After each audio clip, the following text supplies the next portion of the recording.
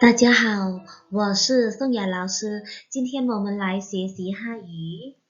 สบายดีมื้อนี้เฮามาเรียนภาษาจีนกับอาจารย์ไกรสอนเฮามาเรียนปึ้ม跟我学汉语เนาะมื้อนี้เฮามาเรียนปึ้มมาเรียนภาษาจีนกับค่อยเถาะในบทที่4เนาะ第四课第四课ในหัวข้อว่า谢谢谢谢ขอบใจเนาะเป็นคำศัพท์ที่คุ้นหูกันอยู่เนาะขอบใจเสี่ยเสี่ยก่อนอื่นเฮาไปเรียนคำศัพท์ก่อน生词生词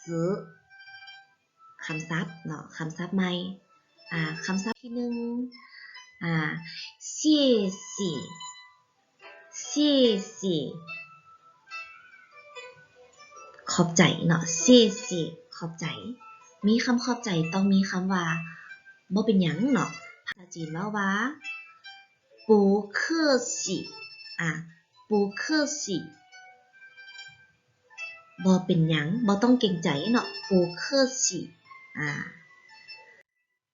ตัวอย่างเวลาเฮาช่วยเวียกคนอื่นเนาะเขาจะขอบใจแม่นบ่จะว่า谢谢เมื่อมีคนว่า谢谢เฮาต้องตอบว่า不客气不客气บ่เป็นหยังเนาะ谢谢不客气คำศัพท์ต่อไปแม่นเจ้าเจ้าเจ้าซื้อหรือว่าเอิ้นเนาะซื้อหรือว่าเอิ้นต่อไป什么什么什ต้องกองลิ้นขึ้นเนาะ什么แปลว่าหยังเนาะ什么ตัวอย่าง叫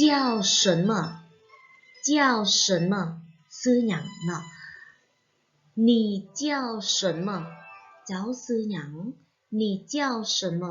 เจ้าซื้อหยังมีคำศัพท์อีกคำศัพท์หนึ่งคือหมิงจื่อหมิงจื่อซื้อเนาะหมิงจื่อมีความหมายว่าซื้อเวลาเฮามาสร้างเป็นประโยค你叫什么你叫什么เจ้าซื้อหยังเนาะยังมีอีกประโยคหนึ่ง你叫什么名字你叫什么名字ก็มีความหมายว่าเจ้าซื้อหยังคือกันเนาะ你叫什么เฮาจะใช้เป็น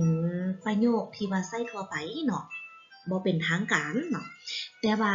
你叫什么名字จะมีความหมาย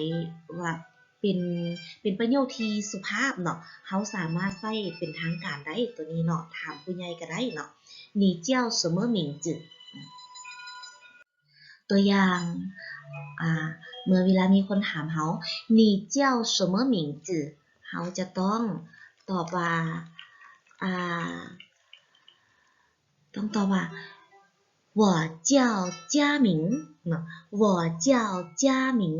ข่อยชื่อว่า佳明我叫佳明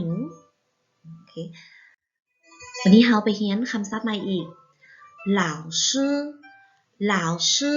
เป็นคำศัพท์ที่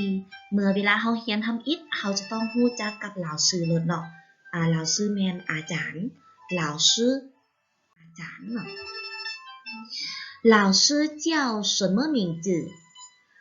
老师叫什么名字อาจารย์ชื่อหยังอาจารย์จะตอบว่า老师叫宋雅老师叫宋雅อาจารย์ชื่อว่า宋雅อาจารย์ชื่อว่า宋雅โอเควันนี้เฮามาเรียนคำศัพท์สุดท้ายเนาะจ่ายเจียนจ่ายเจียนจ่ายเจียนมีความหมายว่าลาก่อนหรือว่าพบกันใหม่นั่นเองเนาะลาก่อนหรือว่าพบกันใหม่ตัวอย่างนักเรียนก่อนสิกลับเรือนต้อง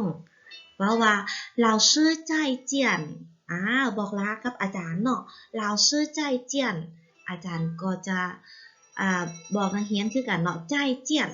ใจเจียน老师再见ใจเจียนใจเจียนใจเจียนคือกัน好了，今天就听到这里啦谢谢大家ขอบใจ拜拜再见再见ขอบใจ拜拜再见